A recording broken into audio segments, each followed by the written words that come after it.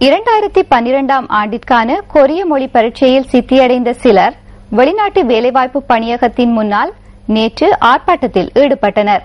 கொரியாவில் தொழில் புரிவதற்கான உடன்படிக்கை தமக்கு இதுவரையில் கிடைக்கவில்லை என ஆர்ப்பாட்டத்தில் ஈடுபட்டவர்கள் தெரிவித்தனர்.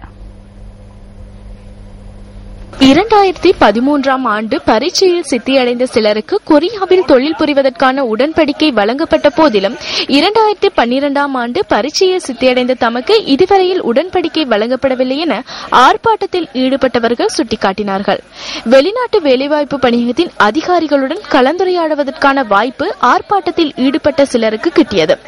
இந்த கலந்துரையாடலின் பின்னர் வெளிநாட்டு வேலைவாய்ப்பு பணியகத்தின் இணைப்பு முகாமையாளர் KS புஷ்பகுமார கருத்து தெரிவித்தார்.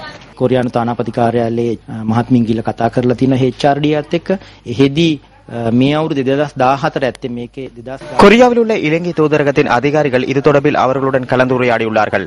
வேறு நாடுகளிலிருந்து தொழிலுக்காக இணைக்கும் ஊழியர்களின் எண்ணிக்கை 2012ஆம் ஆண்டு சித்தியடைந்தவர்களுக்கான உடன்படிக்கைகள் இவ்வாண்டு வழங்குவார்கள் என எண்ணுகின்றோம். தற்போது அவர்களுக்கான சில உடன்படிக்கைகள் கிடைத்துள்ளன. ඉන්න කට්ටිය මේ අවුරුද්ද පුලා දී මේ සෑහෙන